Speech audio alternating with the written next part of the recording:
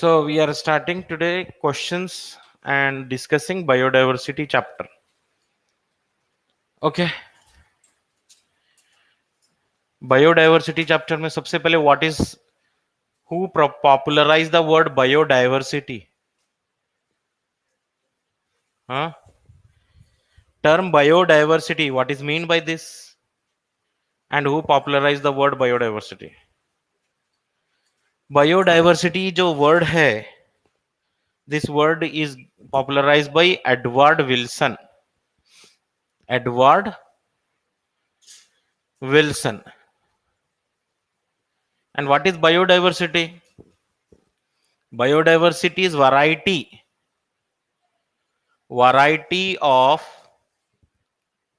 all living organisms. Variety of all living organism present on earth.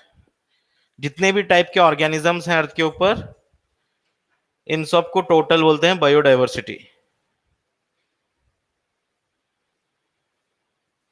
And there are three types of biodiversity. Three types of biodiversity. First one is genetic biodiversity. Genetic biodiversity, species diversity, and ecological diversity. Diversity means variety of all the living organisms. Okay, whether varieties, all the varieties are present since from the origin of earth? No, all the varieties, different types of species are formed after evolution, after changes. And there are three types of biodiversity. Three types. कौन कौन से diversity है? Genetic diversity. What is meant by genetic diversity? Genetic diversity means varieties within a species. Varieties within a species. एक species के अंदर जितने types हैं total, all the types of species, varieties within a species. एक species के अंदर कितने type हैं? Genetic diversity. Say for example, mango is having 1000 varieties. Mango में कितने वैरायटीज हैं? 1000 वैरायटीज हैं. राइस में कितने वैरायटीज हैं? 50,000 वैरायटीज हैं, टाइप्स. और जेनेटिक स्ट्रेन्स कितने हैं? 2 लाख हैं. ओके, राइस में 2 लाख जेनेटिक स्ट्रेन्स हैं, 50,000 टाइप्स हैं राइस के. जस्ट इंडिया में 50,000 टाइप के राइस हैं. मतलब एक ही स्पीशीज के अंदर इतना टाइप्स को क्या बोल रहे हैं हम? Genetic diversity. 1000 varieties of mango, 50,000 varieties of rice, and एक मेडिसिनल प्लांट के बारे में बताया है आपके बुक में. What is that medicinal plant? Rolfia omitoria. Rolfia omitoria is a medicinal plant, and this plant is having a medicine. This plant is having a medicine called रसरपाइन. ये plant के अंदर एक मेडिसिन है रसरपाइन. But the concentration of Raserpine is not same in all the Rolfia omitoria plant. Some Rolfia omitoria plant have more Raserpine concentration, some have less Raserpine concentration. इसको बोलते हैं हम genetic diversity.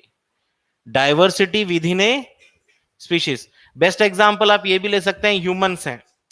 अब human में देखो, सारे human एक ही species है, but within humans also we will find so many variation मिलते हैं ना. आई कलर अलग अलग है सबका, हाइट अलग, स्किन कलर अलग. तो ये क्या हो रहा है? What type of variation? Genetic diversity. What is genetic diversity? Diversity with in a species. Name the type of diversity present in Rolfia omitoria. Name the type of diversity present in Rolfia omitoria. बोले तो क्या बोलेंगे आप?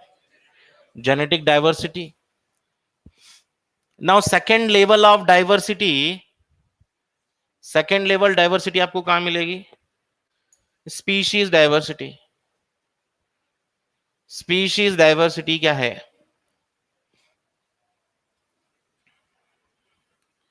Species diversity means variety of all the different types of species present in a given area. All types of species in a given area. Amphibian species, अगर हम amphibian के species गिनेंगे, count करेंगे, amphibian species in Western Ghats, Western Ghats में अगर amphibian species गिनेंगे, so it will be larger in number compare to amphibian species in Eastern Ghats. समझ नहीं आया? वेस्टर्न घाट्स में ज्यादा एम्फीबियन स्पीशीज हैं कंपेयर टू ईस्टर्न घाट्स, तो इसको क्या बोल रहे हैं हम? Species diversity. Amphibia is a group of vertebrate, right? And with in amphibia we get so many types of species. Frog है, टोड है, इक्थियोफिस है, हाइला बोल के ट्री फ्रॉग है, सैलामेंडर है। सो बहुत सारे टाइप के एम्फीबियंस हैं। अगर वेस्टर्न घाट्स में टोटल एम्फीबियन स्पीशीज काउंट कर रहे हैं हम, और ईस्टर्न घाट्स में काउंट कर रहे हैं एम्फीबियंस, तो ज्यादा आपको एम्फीबियन स्पीशीज मिलेंगे। स्टेटमेंट के लिए रेडी रहना है। Western Ghats are having more amphibian species compare to eastern Ghats. ठीक है, चलो next. Third type of diversity जो है इकोलॉजिकल डाइवर्सिटी। इकोलॉजिकल डाइवर्सिटी क्या होगी? Ecological diversity means variety of all the different types of habitats. Variety of all the different types of habitats present in a given area. All different habitats. Different type के जो habitats हैं in a given area, we call it ecological diversity. Say for example, India is having more number of ecological diversity compared to Norway. Norway भी एक country है। यहां पर हम compare कर रहे हैं दो कंट्रीज को, इंडिया और नॉर्वे में, तो इंडिया की इकोलॉजिकल डाइवर्सिटी ज्यादा है कंपेयर टू नॉर्वे से। सो इकोलॉजिकल डाइवर्सिटी का मतलब क्या है? Habitats. Habitat means mountains, deserts, grassland, forest. Okay, ज्यादा है, इंडिया में ज्यादा इकोलॉजिकल डाइवर्सिटी है compare to Norway. According to IUCN report, what is IUCN? International Union for Conservation of Nature. International Union for Conservation of Nature and Natural Resources. इनका एक organisation है। ये organisation क्या है? रेड डाटा बुक पब्लिश करती है। Which book? Red Data Book. Red Data Book is published by which organization? IUCN. What is Red Data Book? Red Data Book is having list of all the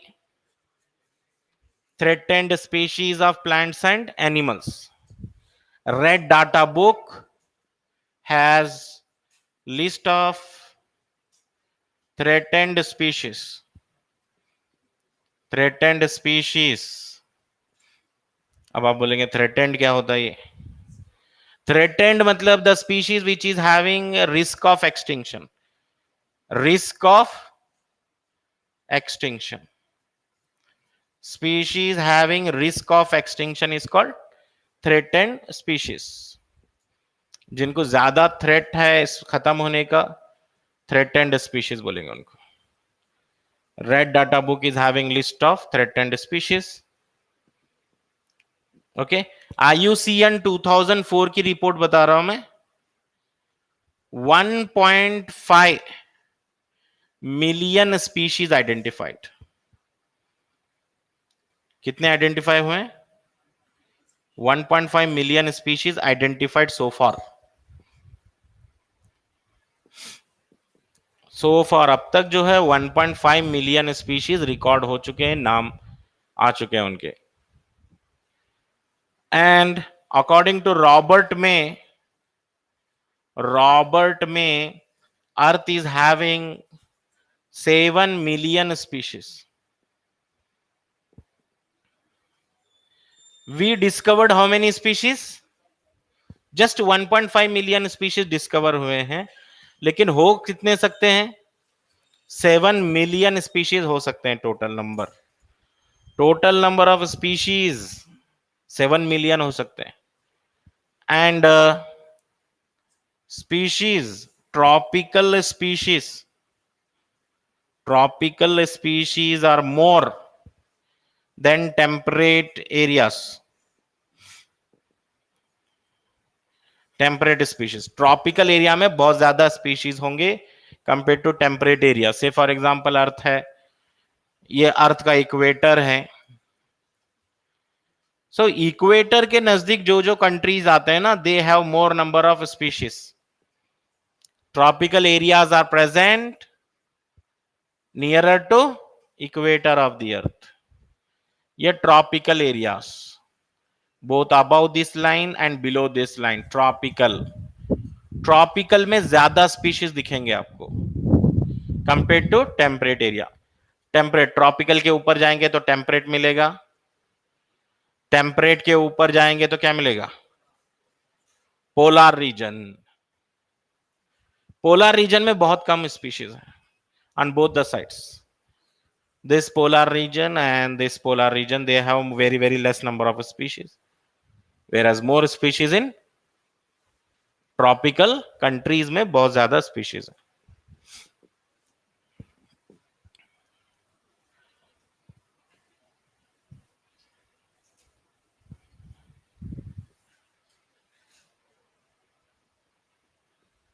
next, अगर हम India की बात कर रहे हैं तो इंडिया जो है 2.4% ऑफ लैंड एरिया है।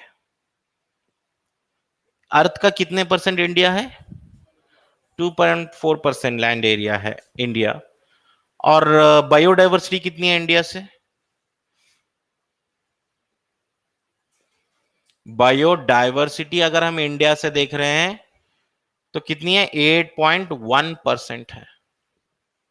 एरिया वाइज अगर हम देख रहे हैं तो इंडिया इज लेस, जस्ट 2.4%। लेकिन डाइवर्सिटी वाइज अगर देख रहे हैं तो India is contributing very high level of diversity. 2.4% area से डाइवर्सिटी कितने टाइम ज्यादा है? देखो 4 टाइम्स है ना। 8.1% डाइवर्सिटी है। 45,000 स्पीशीज प्लांट्स के हैं यहां पर, प्लांट स्पीशीज हैं। 90,000 स्पीशीज के एनिमल्स मिल जाएंगे आपको इंडिया में, एनिमल स्पीशीज है। आउट ऑफ एवरी 10 एनिमल्स, अगर 10 एनिमल्स हैं तो उसमें से 7 आपको क्या मिलेंगे? इंसेक्ट्स मिलेंगे, याद रखो। मतलब among animals highest diversity seen in insects. Among animals, highest diversity in insects. And total number of fungi species. Fungi species are more than, total number of fungal species are more than total number of fishes, amphibians, reptiles, और क्या है? Mammals. Birds नहीं है नाम इसमें। मतलब fungi अगर हम देख रहे हैं अर्थ के ऊपर कितनी फंगाई है, तो fungi, total number of fungal species are more than total number of fishes, amphibian, reptile, mammalian species. So you can remember fungi is more than FARM. Fungi is more than fishes, amphibian, reptiles, mammals. According to Robert में के हिसाब से only 22% species discovered. कितने species discover करें हम? Only 22%. अभी बहुत सारे स्पीशीज डिस्कवर होना है, and many species are yet to be discovered. अभी डिस्कवर होंगे वो बाद में. So among animal highest diversity in insects. Next pie charts हैं, यहां पर कुछ पाई चार्ट्स भी प्रैक्टिस करना है. जैसे एक पाई चार्ट है, ये पाई चार्ट में आप देख रहे हैं फिशेस ज्यादा दिख रहे हैं यहां पे. ये बर्ड्स हैं, रेप्टाइल्स हैं. ठीक है, बर्ड्स और थोड़ा ज्यादा ले लो. ये एम्फीबियंस हैं, ये मैमल्स हैं. So this pie chart is representing what? This pie chart is representing the level of biodiversity among vertebrates. अगर हम वर्टिब्रेट्स में देख रहे हैं, वर्टिब्रेट्स में सबसे ज्यादा स्पीशीज आपको कहां मिलने वाले हैं? फिशेस में सबसे ज्यादा स्पीशीज मिलने वाले हैं. Among vertebrate fishes are more. Second highest rank birds को जाने वाला है एफ बी. एक्चुअली इसका ऑर्डर कुछ ऐसा है, F B Ram, Facebook Ram, F B Ram बोल के याद रख सकते हैं. हाईएस्ट नंबर फिशेस को जा रहा है. इवन ये पाई चार्ट भी ऐसे ही दे सकते हैं आपको एज इट इज, और ये ए बी सी डी कुछ ऐसा लिख के देंगे आपको, ये B C D E identify करो बोल के नाम कर सकना, आइडेंटिफाई करना चाहिए आप वहां पर. नेक्स्ट, अगर हम इन्वर्टिब्रेट के लिए पाई चार्ट बना रहे हैं, इन्वर्टिब्रेट में क्या होता है देखिए, insects are going to be highest number among invertebrates. Highest population किसका है? इंसेक्ट्स का नंबर बहुत ज्यादा है. Invertebrates are maximum in number. Invertebrate के बाद देखेंगे मलूस्का आने वाले हैं. मलूस्का के बाद क्रस्टेशियंस आने वाले हैं. क्रस्टेशियंस, उसके बाद other animals, other animals, other animals. Okay, hello,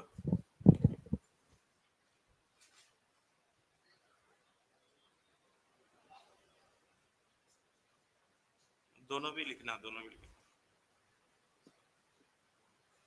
लिखना है, लिखना है.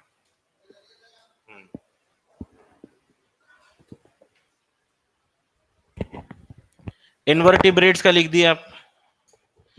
इन्वर्टिब्रेट का भी जो है पाई चार्ट पूछा जा सकता है एग्जाम में. इन्वर्टिब्रेट्स के लिए भी ऐसे ही क्वेश्चन करना है. ठीक है, चलो अब प्लांट्स के लिए one more. If you find out the level of diversity in plants, तो प्लांट्स में सबसे ज्यादा क्या होगा?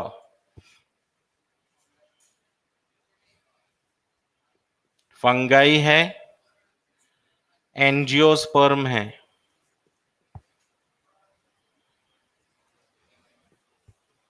ठीक है, fungi is more than angiosperm.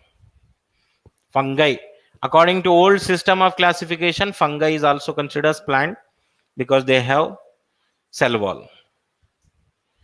और यहां पर देखिए अलगे भी हैं, लाइकेंस भी हैं, यहां पे मॉसेस भी हैं, फर्न्स, फर्न्स एंड अलाइज बोल के बताया. अलाइज मतलब other different plants. Allies means other different plant. In plants diversity, maximum diversity is seen in fungi. Second highest diversity in angiosperm. Then highest diversity algae में देख रहे हैं next. उसके बाद mosses, फर्न्स, लाइकेंस, जरा कम दिख रहे हैं आप, लाइकेंस। ये प्लांट की डाइवर्सिटी, ठीक है। अब एग्जाम में हो सकता है डायरेक्ट पाई चार्ट पूछ ले, या डायरेक्ट क्वेश्चन भी पूछ सकते हैं आपको, प्लांट्स में हाईएस्ट डाइवर्सिटी, फंगाई में देखना है।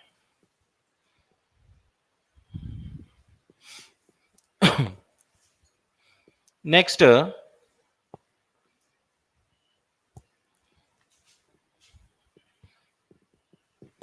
Highest diversity on earth, highest diversity कहां पर मिलने वाली है आपको?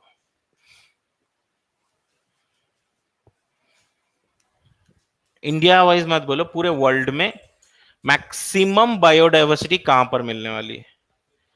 Amazon rain forest, Amazon rain forest में मैक्सिमम डाइवर्सिटी मिलेगी। अमेजॉन रेन फॉरेस्ट को लंग्स ऑफ द प्लैनेट भी बोलते हैं, lungs of the planet. Amazon rainforest is also known as lungs of the planet. 20% of world oxygen, world का 20% oxygen कहां से आ रहा है? अमेजॉन रेन फॉरेस्ट से आ रहा है। बहुत ज्यादा डाइवर्सिटी है, ऑक्सीजन भी बहुत ज्यादा है, हाईएस्ट डाइवर्सिटी नोट करना चाहिए, ठीक है। नेक्स्ट,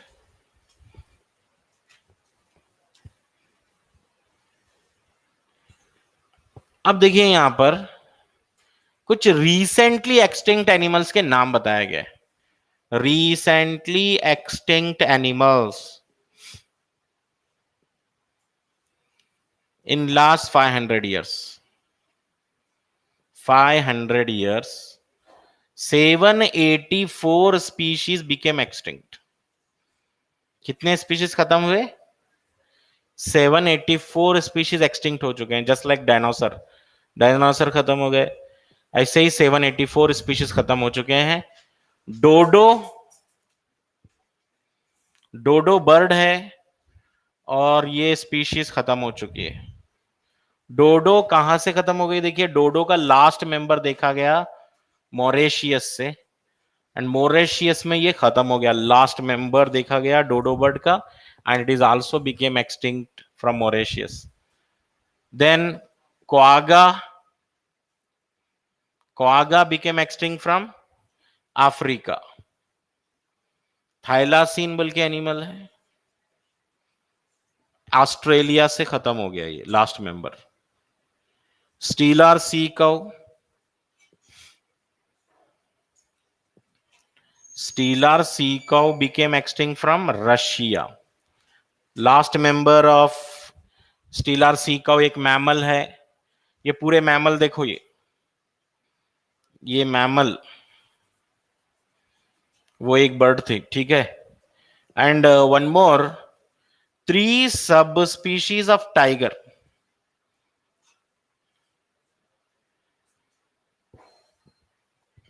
3 सब स्पीशीज ऑफ टाइगर, बाली, जवान, कैस्पियन, बाली, जवान, Caspian, they are also became extinct. Last 3 सब स्पीशीज ऑफ टाइगर, टाइगर के 3 सब स्पीशीज भी खत्म हो चुके हैं इंडिया से, इंडिया से खत्म हो गए ये। 3 सब species of tiger became extinct. ये मैच द फॉलोइंग टाइप में वगैरह क्वेश्चन ज्यादा पूछे जाते हैं, नाम याद रखना चाहिए।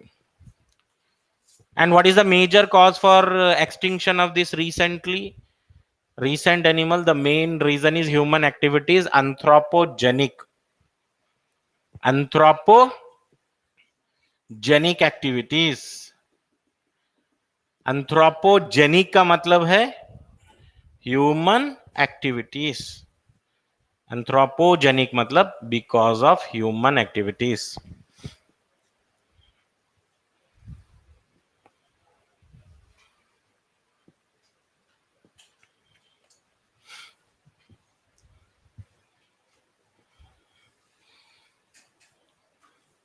What are the causes for extinction? What are the major causes of extinction? बोल तो क्या बोलेंगे? Evil quartet, I will correlate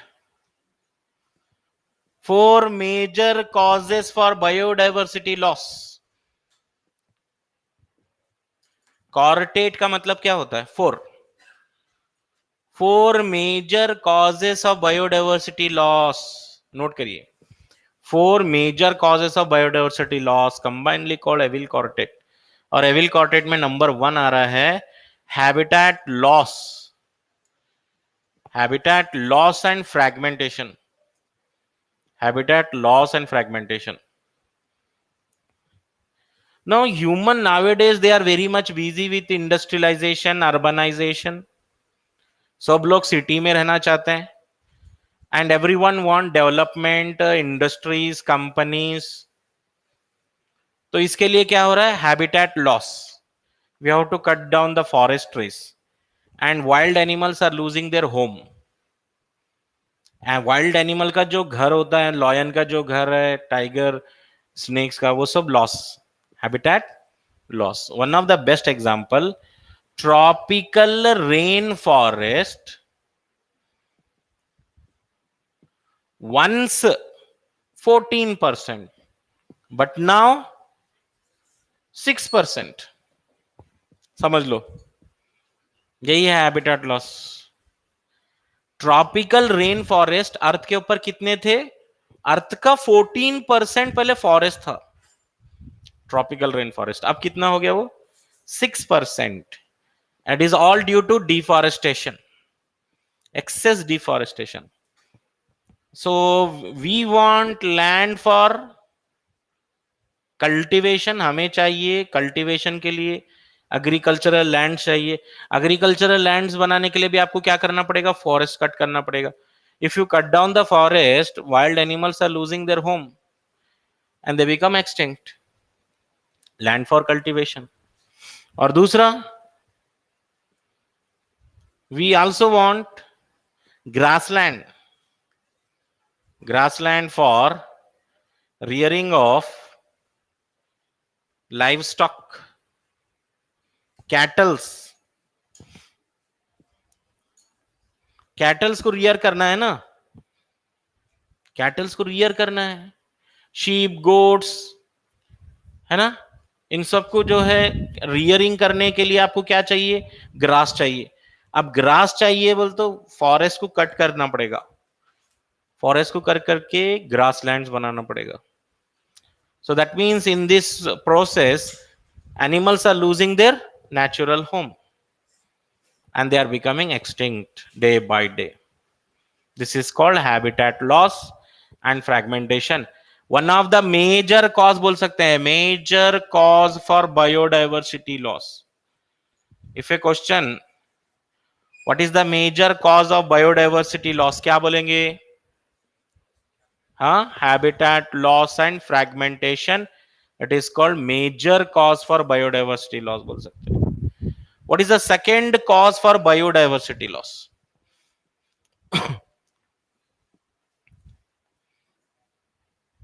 Second cause for biodiversity loss is over exploitation.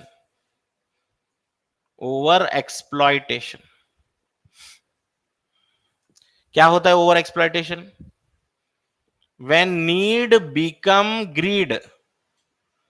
When need becomes greed. जब आपकी जरूरत बदल के जो है ना बिजनेस बन जाता हो. फर्स्ट ह्यूमंस अर्लियर, पहले आज से 100 ईयर पहले जो है ना ह्यूमंस अगर हंटिंग भी करते थे, for what purpose? Food purpose के लिए करते थे.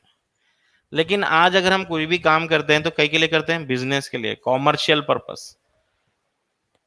पहले फिशिंग करते थे, अब क्या करते हैं? ओवर फिशिंग करते हैं. ठीक है, पहले ओवर फिशिंग, अभी ओवर फिशिंग चल रही है. Every fisherman at least try to catch maximum as much of fish as possible. पहले फिशरमैन क्या सोचता था? आज से 100 ईयर पहले, एक दो भी फिश मिल गए तो आज का बस है मेरे लिए, आज का टारगेट फुलफिल हो गया. लेकिन ऐसा नहीं है. आज का फिशरमैन क्या सोचेगा?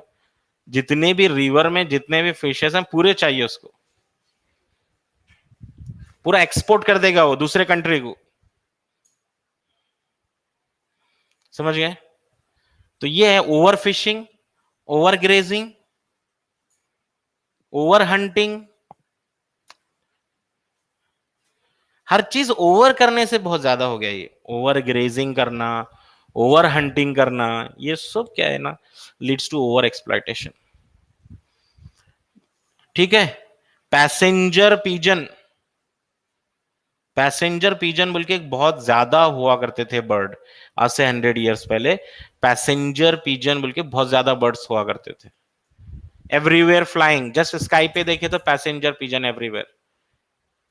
And human for their entertainment purpose, humans अपने एंटरटेनमेंट को क्या करते गए, हंटिंग करे इसके, सिर्फ चुप बैठे बैठे ऐसा गन चला इधर ऐसा, ओवर हंटिंग। हर टाइम जो है ह्यूमन अपना एंटरटेनमेंट ढूंढ लिया था। हाँ, पहले भी एंटरटेनमेंट अलग अलग टाइप के थे, एंटरटेनमेंट जैसे कि हंटिंग करना। तो पैसेंजर पिजन को किल करे। स्टीलर सी काउ एक मैमल है, वाटर में हुआ करता था, अब इनके फोटोज रह गए बस, अब कुछ भी नहीं बचा अब इन। Steller sea cow, passenger pigeon, they all became extinct because of which process, over, क्या बोलेंगे, over exploitation. Over exploitation is just like, it is just like killing a bird, killing a bird which is laying golden eggs. Over exploitation is just like killing a bird which lays golden eggs. वो story तो सुने होंगे आप, daily वो bird जो है ना golden egg देती थी, तो ओनर सोचा क्यों ना मैं इसको एक ही बार कट करके पूरे एग्स निकाल लूं, रिच हो जाऊंगा बोल के सोचा वो। सेम ऐसे ही अब नेचर से सारी चीजें आप कहां से ले रहे हैं, नेचर से ले रहे हैं। From where you take food, water, soil, resources, nature से ले रहे हैं। तो you should take care of nature, in return you should take care. अगर आप नहीं केयर करेंगे तो कोई भी केयर नहीं करेगा। ओवर एक्सप्लॉयटेशन चल रहा है अभी। When need become greed, we call it over exploitation. And next, one more reason for biodiversity loss. Total 4 causes for biodiversity loss. Third one is alien species. Alien species invasion. Alien species. What are alien species? The species which are unintentionally brought from other countries. Unintentionally. Okay, दूसरे country से आप कोई species मंगाए यहां पर, suppose you like some bird in foreign country very much and you brought it in India, so now in India they become alien. क्या बन जाते हैं वो, alien species, and they grow very fast everywhere. Why alien species are so successful, why they grow fast in our country? अब आप सिर्फ alien species लेकर आ रहे हैं, और हमारे यहां पर जो प्रीडेटर्स हैं they will not identify that alien species. समझे? इंडिया में वो बर्ड था ही नहीं, आप लेकर आए, और यहां पर उसके जो प्रीडेटर होते हैं नॉर्मल प्रीडेटर्स, वो प्रीडेटर वो बर्ड को आइडेंटिफाई नहीं कर रहे। आइडेंटिफाई नहीं करेंगे तो क्या होगा, वो ओवर पॉपुलेशन हो जाएगा उसका, ओवर पॉपुलेशन हो जाएगा, over crowding, and they will inhibit the growth of local species. Local species पे इफेक्ट करते हैं। जैसे कोई फॉरेनर आ गया तो क्या करते हैं सारे सब लोग, इंडियन जनरली क्या करते हैं, फॉरेनर को देखते हैं ना, सब लोग, सबकी लाइफ इफेक्ट हो जाती है फॉरेनर आ गया तो। सेम ऐसे ही एलियन स्पीशीज अगर लेकर आएंगे आप दूसरे कंट्री से, तो लोकल स्पीशीज को इफेक्ट हो जाएगा उसका, एलियन स्पीशीज बोलेंगे।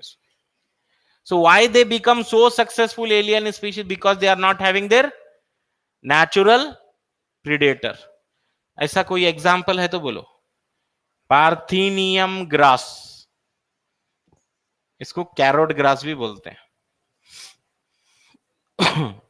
पार्थिनियम ग्रास जो है accidentally it entered in India, accidentally आ गया वो, along with wheat crop. Wheat आ रहा था मैक्सिको से इंडिया को, वो वीट के साथ साथ जो है ना ये भी आ गया पार्थिनियम। ठीक है, आ गया तो भी ठीक है, ये ग्रास है, ग्रास का क्या प्रॉब्लम है बोल के सोचे सब लोग।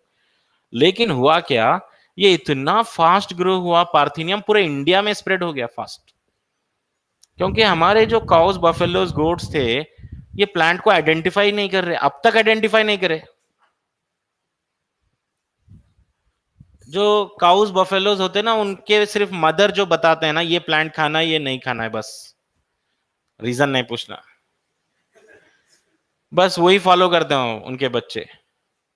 डोंट टच दिस प्लांट बोले तो खत्म। पार्थिनियम, पार्थिनियम को कभी भी टच नहीं करते। पार्थिनियम कैरोट ग्रास हर जगह ग्रो होती है। And पार्थिनियम causes crop loss in agricultural fields. पूरे फर्टिलाइजर यही ले लेता, वाटर भी यही ले लेता, सबसे बड़ा एनिमी है ये फार्मर का। 50% लॉस हो जाता है फार्मर को बिकॉज ऑफ पार्थिनियम ग्रास। ठीक है, और फार्मर्स ज्यादातर क्या करते रहते हैं अपने खेत में, जो अनवांटेड ग्रास ग्रो होते रहते हैं ना उसको निकालते रहते हैं, वो 24 आवर्स वेट करते रहते हैं। That is the most difficult task. Unwanted plant जो ग्रो हो रहे निकालो, उसमें पार्थिनियम नंबर 1 है। And पार्थिनियम is alien species. Similarly एक और है लेंटाना बोल के प्लांट है, lantana plant is also alien species. And third one alien species देखो, नाइल पर्च। नाइल पर्च बोल के एक प्रिडेटरी फिश है। Nile perch is a predatory fish. Nile perch is a predatory fish. ठीक है, Nile perch is a predatory fish in lake Victoria, east Africa में है ये,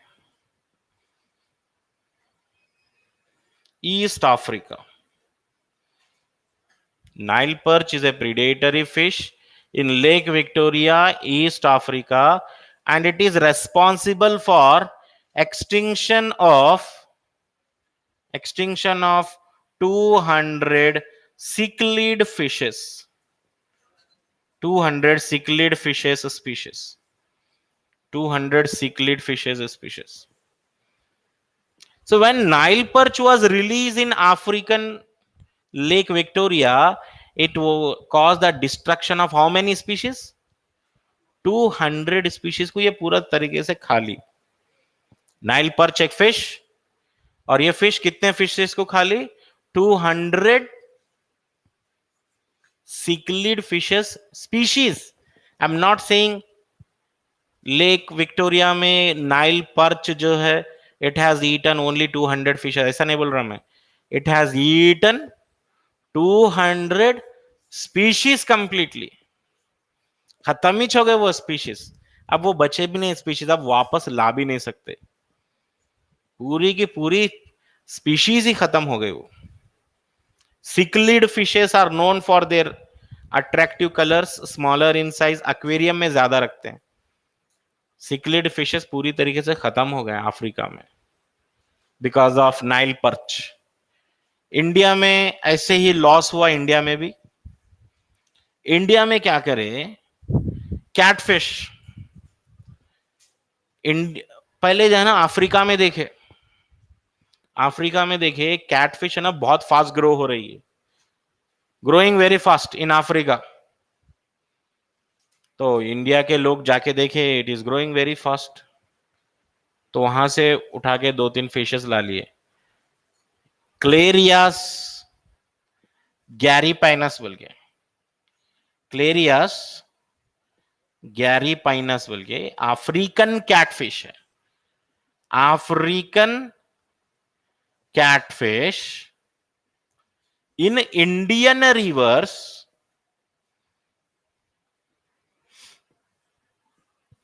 African catfish in Indian rivers causing high threat to Indian catfishes. Indian catfishes खत्म हो रहे हैं।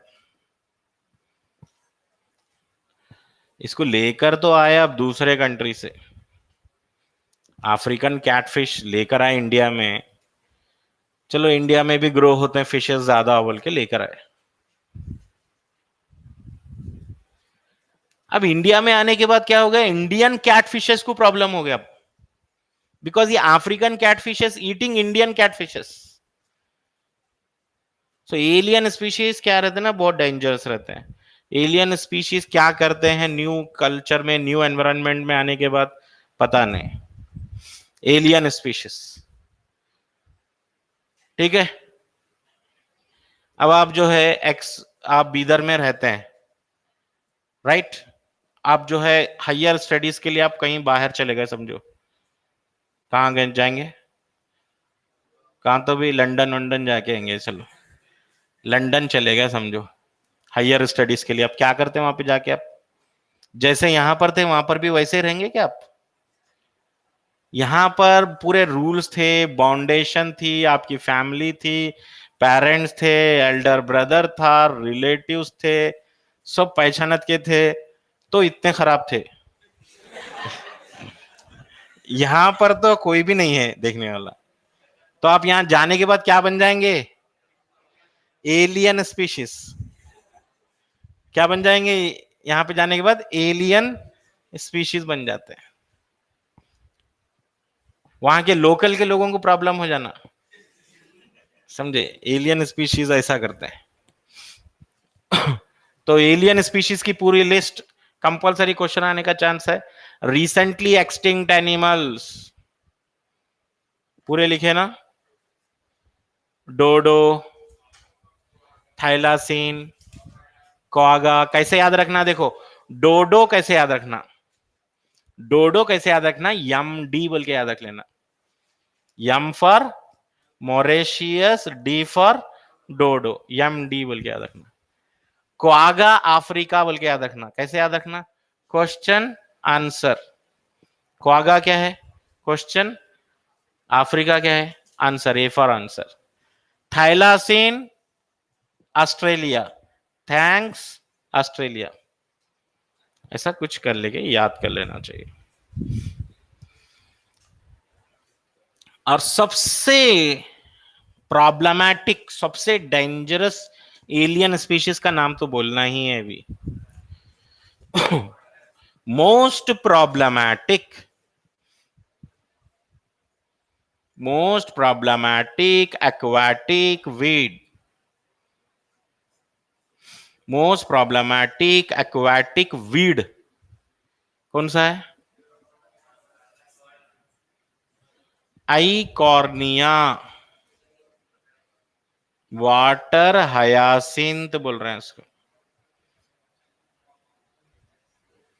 Eichhornia water hyacinth most problematic aquatic weed है, most problematic aquatic weed. It is growing faster than our abilities to remove them. It is growing faster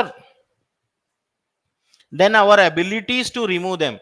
अगर आप इसकी कोशिश करेंगे आइकॉर्निया को रिमूव करने की, तो आइकॉर्निया भी कोशिश करेगा डबल स्पीड में पॉपुलेशन बढ़ाने की। इसको निकाल नहीं सकते आप। और आइकॉर्निया क्यों लाए थे इंडिया में? Attractive flower, it was having very attractive flower, violet color flower, that's why it was brought in India. But nowadays it is the most problematic aquatic weed. It is growing all over the river, fresh water पे grow हो जाता है ये, and it causes what? It drains all the dissolved oxygen. It drains all the dissolved oxygen. जितने भी oxygen है river में वो सारा अब्सॉर्ब कर लेते हैं।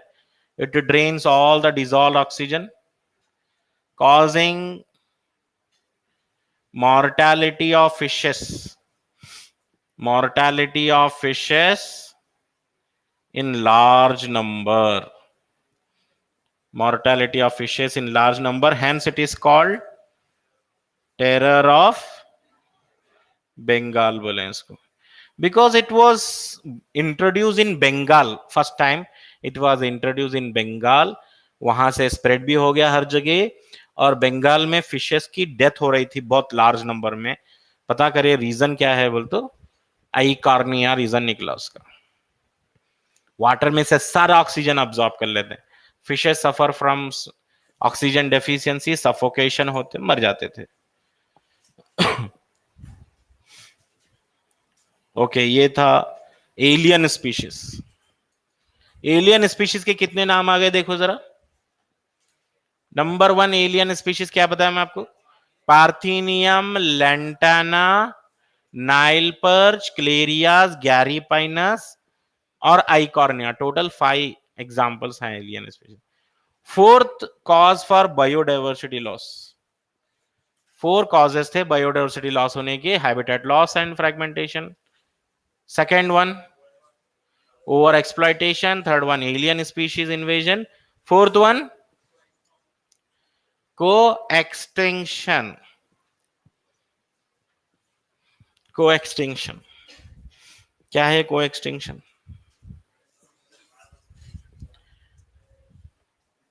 when a host fish extinct, when a host fish extinct, then its associated parasites, then its associated parasite also becomes extinct. जब कभी होस्ट एक्सटिंक्ट होता है तो उसके पैरासाइट भी एक्सटिंक्ट हो जाता है। होस्ट एक्सटिंक्ट हो गया तो कौन एक्सटिंक्ट हो जाता है? पैरासाइट भी एक्सटिंक्ट हो जाता है। Host extinct, parasite also extinct, तो इसको बोलते हैं हम को एक्सटिंक्शन। जैसा बोले क्यों फेल हो गए भाई तुम बोल के पूछे, तो रीजन क्या है? मेरा दोस्त भी फेल हो गया, मैं भी फेल हो गया, तो वो डिपेंड था ना दोस्त के ऊपर, ऐसे ही हो गया। तो वो पैरासाइट क्यों एक्सटिंक्ट हो गए? क्योंकि होस्ट फिश भी एक्सटिंक्ट हो गए ना, होस्ट के ऊपर था डिपेंड, ये होस्ट एक्सटिंक्ट हो गया, parasite also extinct, so it is also alien species invasion. Total how many causes हो गए? ये 4 causes for biodiversity loss. Now next one after this, biodiversity utility. Biodiversity utility, अगर मैं आपको पढ़ा रहा हूं बायोडाइवर्सिटी लॉस हो रहा है तो आप बोलेंगे तो लॉस हो रहा है तो ठीक है, लॉस होने दे, हम क्या करेंगे इसमें? तो we should have some benefit, right? Direct benefit रहा तो ये आप प्रोटेक्ट करेंगे ना कोई चीज को, अनइंटेंशनली तो प्रोटेक्शन आप देंगे नहीं किसको भी। ह्यूमन सेल्फिश हैं, they give protection only when if they get benefit. और यहां पर बायोडाइवर्सिटी यूटिलिटी है, नैरो यूटिलिटी है, नैरो यूटिलिटी, ब्रॉड यूटिलिटी।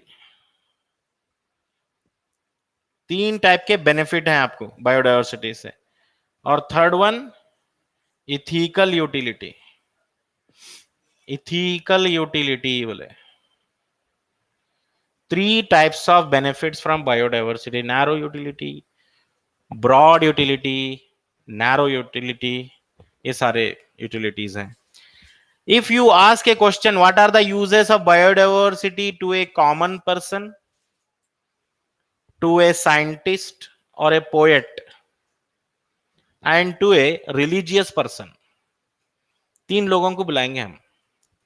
एक कॉमन मैन, ज्यादा पढ़ा लिखा नहीं है, एकदम नॉर्मल है, और एक साइंटिस्ट है, और एक रिलीजियस पर्सन है, तीनों को बुलाए, पूछे what is the biodiversity utility. तो कॉमन मैन सिर्फ अपने बेनिफिट के बारे में सोचता है। कॉमन मैन क्या सोचता है, उसको क्या मिल रहा है, ठीक है। और कॉमन मैन बोलेगा फूड मिल रहा है बायोडाइवर्सिटी से, है ना। सारे सीरियल्स, पल्सेस, वेजिटेबल, फ्रूट्स कहां से आ रहे हैं, बायोडाइवर्सिटी से। फूड मिल रहा है, वुड मिल रहा है, मेडिसिन मिल रहा है, डाइज मिल रहे हैं, परफ्यूम मिल रहा है। ये सारे क्या हैं, बायोडाइवर्सिटी के narrow utility, direct benefit, direct benefit है ये। इवन नैरो यूटिलिटी में बायो प्रोस्पेक्टिंग भी आते हैं। Bio prospecting very very important question, untouch है ये, नीट में अब तक क्वेश्चन नहीं आया ये। बायो प्रोस्पेक्टिंग अब तक नहीं आया, वेरी इंपॉर्टेंट, नोट कर लो। What is bioprospecting, note करो। बायो प्रोस्पेक्टिंग,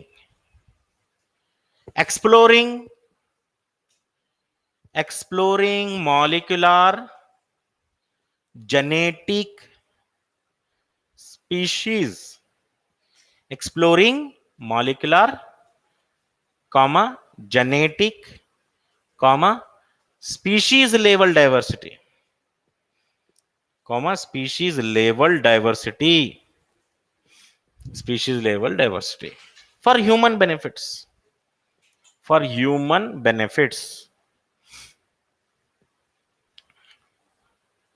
ह्यूमन हमेशा दूसरों को यूज करते आया है, राइट। पहले हॉर्स को यूज किया ट्रांसपोर्टेशन के लिए, इवन हॉर्स के अंदर के ब्लड में के कुछ मॉलिक्यूल हैं तो वो भी निकाल लिया, मॉलिक्यूल्स भी निकाल लिया। नहीं, बाद में पता चल रहा है अब रिसेंटली उसके अंदर जो जीन्स हैं वो भी बहुत इंपॉर्टेंट है, वो जीन्स भी निकाल ले रहे हैं, डीएनए भी निकाल ले रहे हैं। तो मतलब ह्यूमन जो है हर लेवल पे यूज करा उसको, स्पीशीज लेवल पे यूज किया, जेनेटिक लेवल पे यूज किया, मॉलिक्यूलर लेवल भी यूज कर रहा है। Exploring species level, genetic level and molecular level, human since from origin they started using other animals, cattle use कर रहे हैं, शिप यूज कर रहे हैं, पहले शिप के ऊल यूज कर लिए, उसका फिर मीट यूज कर लिए, फिर उसके ब्लड में से कुछ इंपॉर्टेंट प्रोटीन है वो भी निकाल लिए, उसके डीएनए में जो इंपॉर्टेंट जीन है वो भी निकाल लिए। ऐसा लग रहा है कि सब चीज ह्यूमंस के लिए ही है, राइट।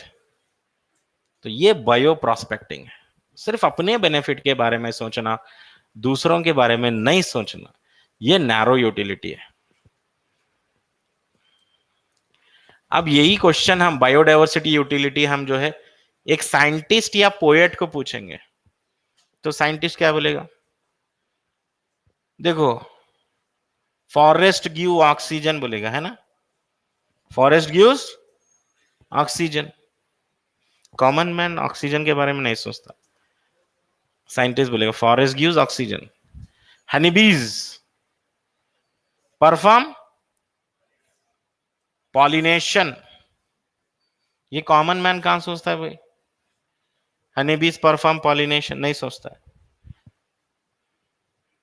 बुलबुल बर्ड सिंगिंग, एस्थेटिक प्लेजर्स, ये दोनों भी प्लेजर कौन लेंगे, bulbul bird singing, who will take the pleasure, poet, poetic mind, जो पोएटिक माइंड है उनको अच्छा लगेगा ये, जो पोएटिक माइंड है वो बोलेंगे, उसके पर एक पोएमिस लिख देते हो बैठे बैठे, ठीक है, तो इतना एंजॉय करते हैं वो, ठीक। तो ये ब्रॉड यूटिलिटी है, डायरेक्ट बेनिफिट तो नहीं है, सोचेंगे तो बेनिफिट है, तो ब्रॉड यूटिलिटी है। अब बारी है लास्ट पर्सन, रिलीजियस पर्सन को पूछ रहे हैं what is the biodiversity utility. तो you religious person very simply he will answer every species is having a right to survive on planet earth, whether useful or harmful. Snakes are also having right to survive. Humans are also having right to survive. Humans को जितना रहने का यहाँ पे अधिकार है, जो भी उनके राइट्स हैं, स्नेक्स के पास भी उतने ही राइट्स हैं. तो ये एथिकल यूटिलिटी है. Every species having equal rights, having equal rights. एक कॉमन मैन थोड़ी सोचता है. Common man never thinks like that. Every species having equal rights कैसा बोलता है? कॉमन मैन स्नेक दिखते ही मार देगा, है ना. लेकिन रिलीजियस पर्सन बोल रहा है we should not kill any animal without any purpose. Purpose नहीं है फिर भी आप मार देते हैं. पर्पस रहना चाहिए वहां पर. पर्पस अगर नहीं है तो that means you have killed one species. Okay, तो ये आपको मालूम हो गया कि बायोडाइवर्सिटी से आपको यूजेस तो हैं. तो we should give protection to the biodiversity. तो आप बोलेंगे immediately how to protect biodiversity. Correct. अब माइंड में आना चाहिए ना बायोडाइवर्सिटी को कैसा प्रोटेक्ट करना है. Biodiversity conservation, biodiversity conservation can be done by two methods. Two method से बायोडाइवर्सिटी कंजर्वेशन कर सकते हैं आप. एक है इन सीटू कंजर्वेशन, एक है ex situ conservation. In situ मतलब कंजर्वेशन ऑफ प्लांट्स और animal species in their natural home. Correct. यहां पर भी दो टाइप के लोग हैं, दो टाइप के मेंटालिटी है. So if you discuss how to protect biodiversity, if we ask some people how to protect biodiversity, they will say we have to give complete area protection. है ना. कहीं पे अगर लॉयन रहता है तो कंप्लीट एरिया को प्रोटेक्शन दे देंगे. Forest should be protected. All the flora fauna entire area should be given protection. थोड़े लोग ऐसे भी ऐसा सोचेंगे. थोड़े लोग क्या सोचेंगे, नहीं वो लॉयन को पकड़ के लाएंगे, पहले लाकर है ना जोलॉजिकल पार्क में रखेंगे, फिर जोलॉजिकल पार्क का टिकट भी लगाएंगे, है ना. इसमें दोनों भी हो जाएगा, उसका प्रोटेक्शन भी हो जाएगा, एंटरटेनमेंट भी हो जाएगा, एजुकेशन भी हो जाएगा. लोग देखेंगे भी लॉयन को. सो एक्सी2 है, outside their natural home ex situ. Question कई बार देखे गए, which of the following is in situ, not in situ, कई बार क्वेश्चन आ गए. इसमें भी लिस्ट आता है. इन सीटू में सबसे पहले hot spots, biosphere reserve, national park, sanctuaries, sacred groves, they are coming under in situ conservation. in situ में आ रहा है. India is having biosphere reserve 14. Biosphere reserve India में 14 है. नेशनल हॉट स्पॉट इंडिया में कितने हैं? टोटल हॉट स्पॉट और 34, India में 3 हैं. इंडिया में कितने? 3. टोटल हॉट स्पॉट कितने हैं? 34. अभी बायोस्फीयर का नंबर तो नहीं है पूरे वर्ल्ड में कितने हैं हॉट स्पॉट, बायोस्फीयर रिजर्व कितने हैं नहीं मालूम. नेशनल पार्क का नंबर भी बहुत बड़ा होगा, इसलिए सिर्फ इंडिया के नंबर लिख रहा हूं मैं. ये नंबर 34 टोटल, इंडिया में 3, बाकी के सारे नंबर किसके दिए हुए हैं? इंडिया के नंबर दिए हुए हैं. Biosphere reserve 14, national park 90, sanctuaries 448 और सैक्रेड ग्रूव्स का नंबर ही नहीं है, क्योंकि बहुत अनगिनत हैं समझो. जिस बहुत ज्यादा हैं बोले तो नहीं है, उनका नंबर ही नहीं है सैक्रेड ग्रूव्स. अब इसमें लीगली प्रोटेक्टेड एरिया बोलो कौन से हैं? Legally protected area, biosphere reserve, national park, sanctuaries, legally protected area. Legal central government के अंदर। पहले तो जाने नहीं देंगे वहां पे, जाने के लिए परमिशन रहना आपके पास, रीजन रहना, समझे। अगर जाके कोई एनिमल को अगर किल कर देते तो फिर उधर ही जिंदगी भर के लिए जेल में अंदर ही छोंच, जस्ट एक एनिमल को किल कर दिए तो पकड़े गए तो। फिर एक्सी2 कंजर्वेशन में देखो, एक्सी2 कंजर्वेशन मतलब outside the natural home, zoo है, सफारी है, और टिश्यू कल्चर है, बोटानिकल गार्डन है, सीड बैंक है। कई बार क्वेश्चन आ चुके हैं ये, which of the following is not ex situ. Seed bank है, आईवीएफ है, in vitro fertilization, IVF, in vitro fertilization, cryopreservation, cryopreservation also come under ex situ conservation. पूरी लिस्ट आपके पास रहना चाहिए। So one difference I will tell you, zoo और safari में क्या डिफरेंस है। Zoo means animals are kept in enclosures. Animal का है, एनिमल्स इन एनक्लोजर्स, मतलब एनिमल केजेस में, पिंजरे के अंदर हैं, protected.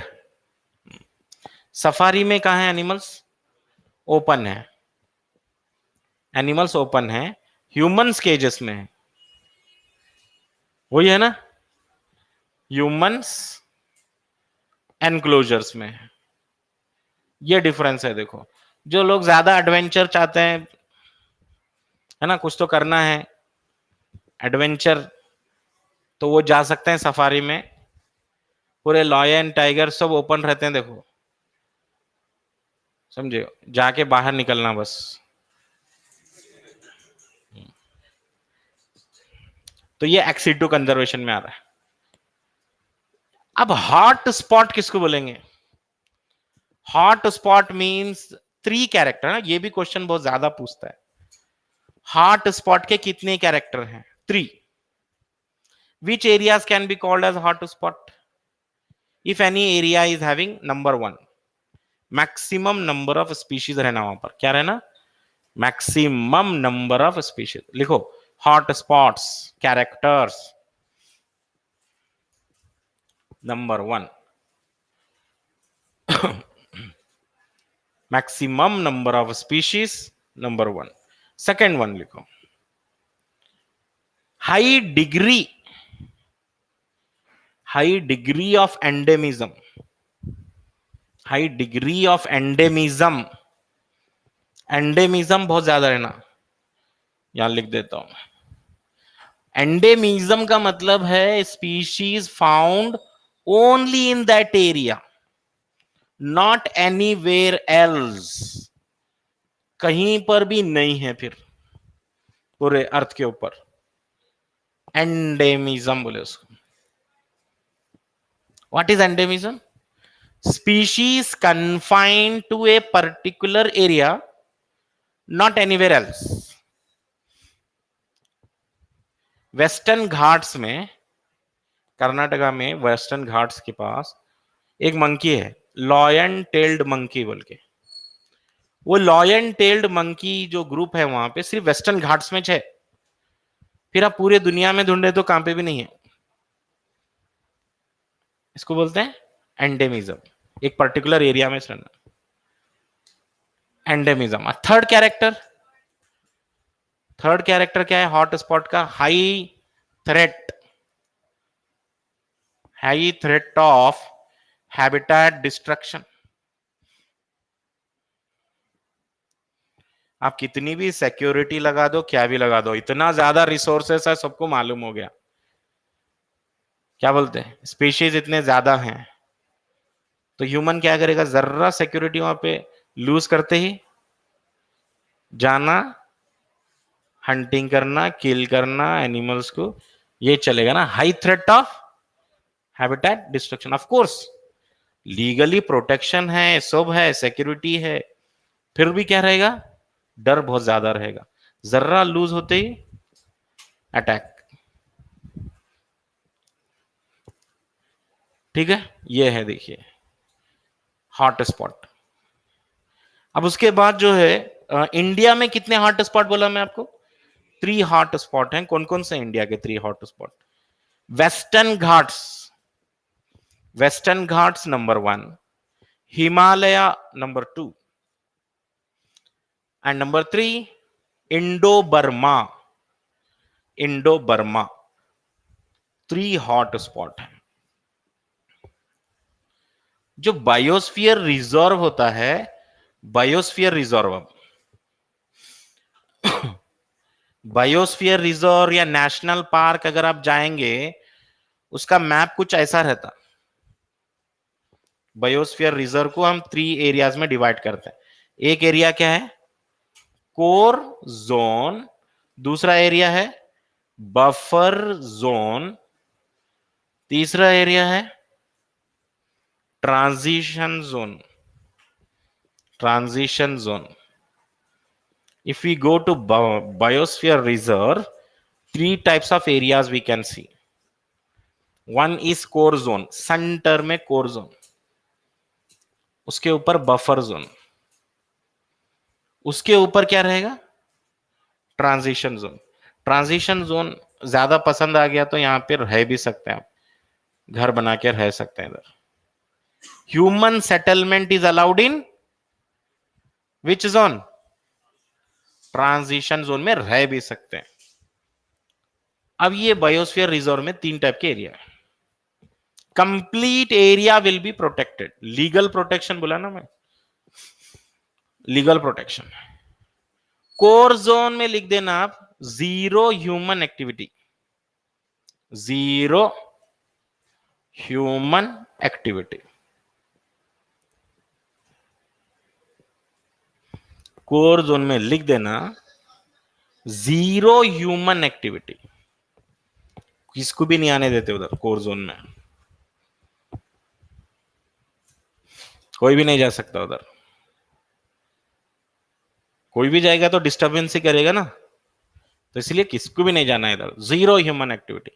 Buffer zone limited human activity, limited educational research, education या रिसर्च पर्पस के लिए जा सकते हैं। ट्रांजिशन जोन में तो बोला ना मैं, रह सकते हैं। और अब आप बोलेंगे नेशनल पार्क और बायोस्फीयर रिजर्व में क्या डिफरेंस है? बायोस्फीयर रिजर्व में ट्रांजिशन जोन है, नेशनल पार्क में नहीं है transition zone. Human settlement not allowed in, national park में नहीं रहने देते। ठीक है, ये याद रखेंगे। फिर आप बोलेंगे सैंक्चुरीज क्या है?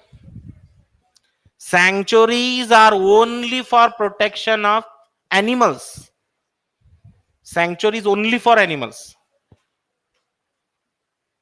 and sanctuaries can have private ownership also, sanctuaries को प्राइवेट ओनरशिप भी होती है। नेशनल पार्क को कोई किसी के पास भी प्राइवेट नहीं रहता, नेशनल पार्क गवर्नमेंट के अंडर में होता है, but sanctuaries can have private ownership.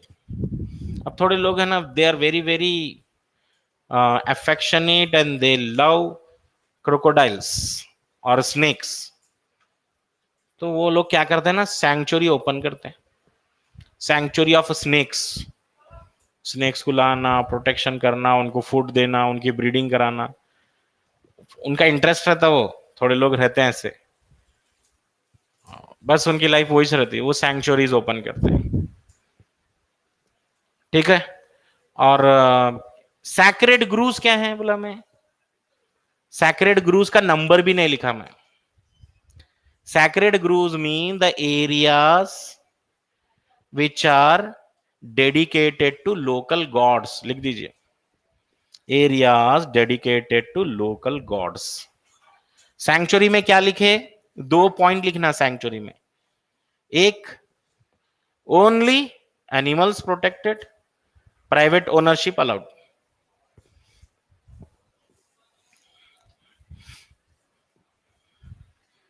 और दूसरा जो है सैक्रेड ग्रोव्स मतलब areas dedicated to local gods. ऐसा एक फॉरेस्ट रहता, वो फॉरेस्ट में गॉड है, बल्कि वो एरिया को पूरा प्रोटेक्शन कर देते हैं। ऐसे कई प्लेसेस हैं इंडिया में, उसका नंबर भी नहीं है समझो, तो इसलिए इसको नंबर नहीं है। तो बहुत फेमस अगर मैं बता रहा हूं आपको sacred groves, Khasi and Jaintia hills, Khasi and Jaintia hills of Meghalaya. Meghalaya में आता है देखिए काशी एंड जनशिया हिल्स। अब ये पूरा का पूरा एरिया जो है प्रोटेक्शन मिल जाता है, वहां पे गॉड है नहीं है कुछ भी पता नहीं, लेकिन गॉड के नाम पे जो एरिया को प्रोटेक्शन दिए ना, वो लाजवाब है। वहां पे गॉड हैं बोल के पूरे ऐसा लोग जो है ना डिसिप्लिन में जाते हैं, समझे, कुछ भी वहां पे डिस्टरबेंस नहीं करते। They don't cut any tree, animals किसी को मारते नहीं क्या नहीं, सो एरिया को पूरा प्रोटेक्शन मिल जाता है। Khasi and Jaintia hills Meghalaya. बहुत ही फेमस है अरावली हिल्स। अरावली हिल्स राजस्थान में आता है ये, राजस्थान में। Chanda and Bastar areas, Chanda and Bastar areas of Madhya Pradesh में है, मध्य प्रदेश में है चंदा एंड बस्तर एरियाज। तो ये क्या है, कुछ फेमस सैक्रेड ग्रूव्स हैं। ठीक है, इसके आगे क्वेश्चंस करेंगे हम कल की क्लास में, बायोस्फीयर दिस कंप्लीट बायोडाइवर्सिटी के questions, remaining part of the chapter और environmental issues tomorrow will start. Thank you.